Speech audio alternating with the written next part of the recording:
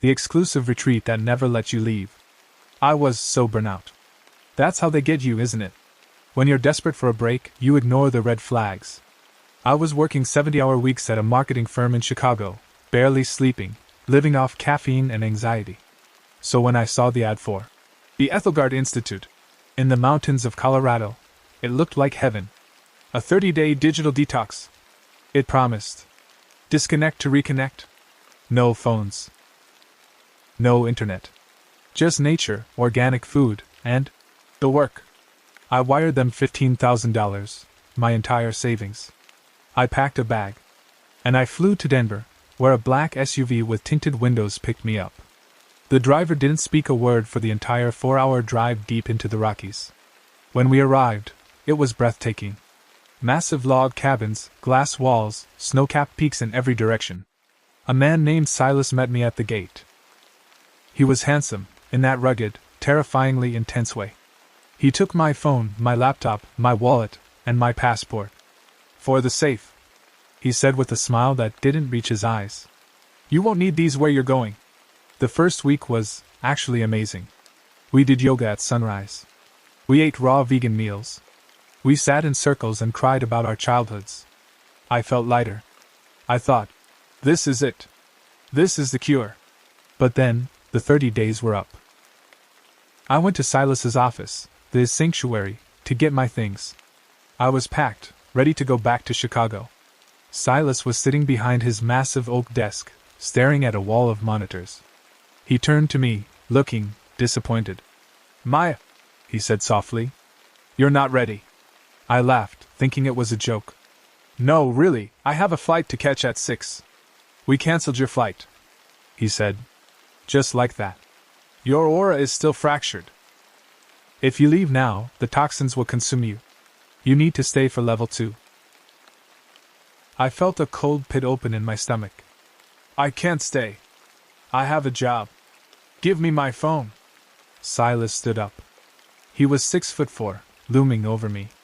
You don't have a job, Maya. We emailed your resignation last week. You're ours now. I ran. I literally turned and sprinted for the main gate. But when I got there, the heavy iron gates were shut. 2 men in tactical gear. Security guides, they called them, were standing there with assault rifles. They didn't aim at me, they just watched. Smirking. I was trapped. The next few months were a blur of terror and gaslighting. I realized quickly that everyone here, the cooks, the cleaners, the yoga instructors, they were all former guests. People who came for a break and never left. We were slave labor for Silas's empire. I tried to rebel at first. I refused to work. So they put me in the quiet room. A soundproof concrete box in the basement of the generator shed. No light. No sound.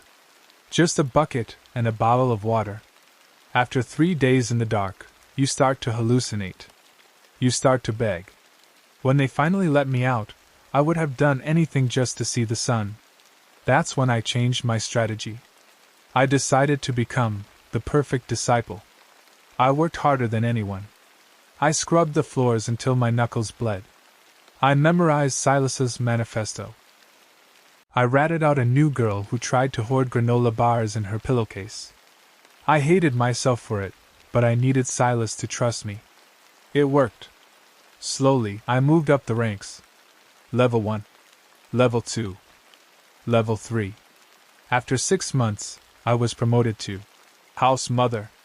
My job was to manage the main lodge, which meant I had access to the upper floors, where Silas lived. One evening, Silas called me to his private quarters. My heart was hammering against my ribs.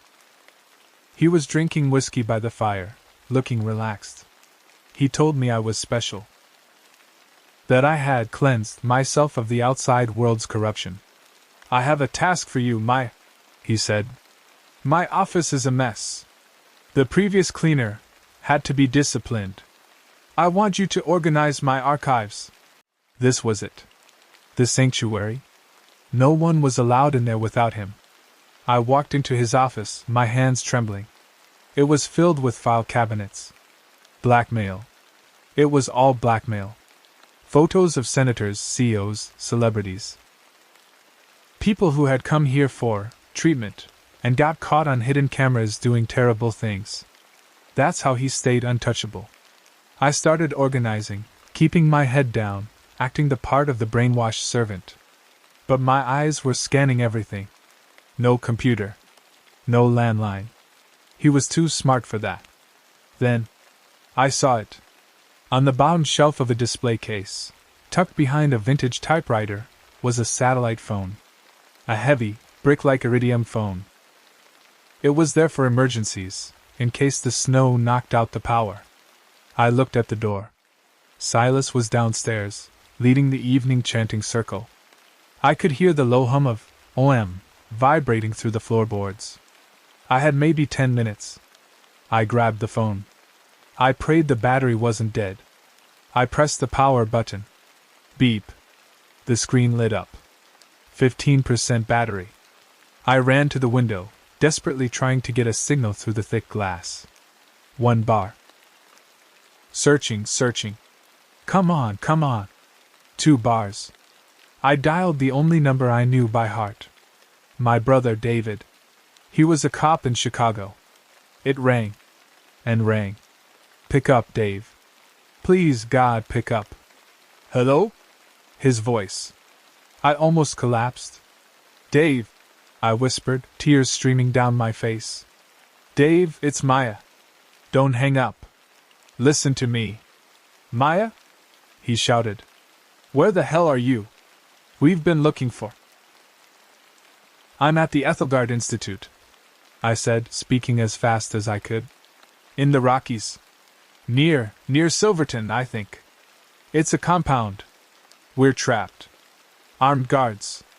Listen, Dave, he has dirt on everyone. Senators. Judges. You can't just call the local police. You need the feds. You need a SWAT team. Maya, are you hurt? Are you safe? I'm okay, I choked out. But if they catch me... Dave, please. They have guns. Come now. I heard footsteps on the stairs. I have to go, I whispered. I love you. I hung up. I wiped the phone down with my shirt to remove fingerprints. I put it back exactly where it was. I grabbed a duster and started furiously cleaning the bookshelf. The door opened. Silas walked in. He stopped. He looked at me. Then he looked at the display case. My heart stopped. I thought I was dead. You missed a spot, he said, pointing to the desk. I'm sorry, Father, I said, bowing my head.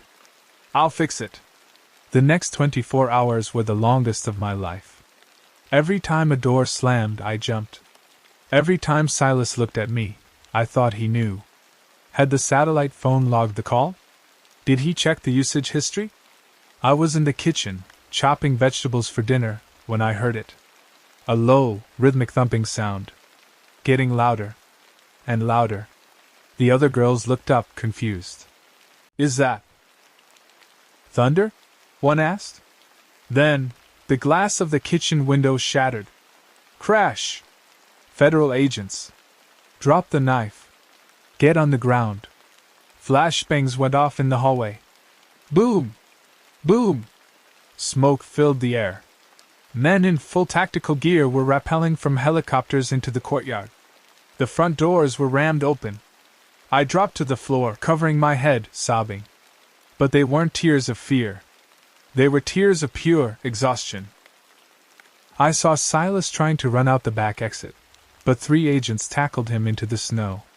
I watched as they zip-tied his hands behind his back. The guru looked small. Pathetic. An agent pulled me up. Maya? He asked. I nodded, unable to speak. Your brother is outside, he said. I walked out into the freezing mountain air. There were flashing lights everywhere. Ambulances. Police cruisers. And there, standing by a black SUV, was Dave. I ran to him. We collapsed into the snow, hugging each other. I held on so tight I thought I'd break his ribs. It's been a year since the raid. Ethelgard is shut down. Silas is serving life in Supermax. I'm back in Chicago now. I have a new job. I have my own apartment. But I still don't own a smartphone. And I never, ever, go on vacation.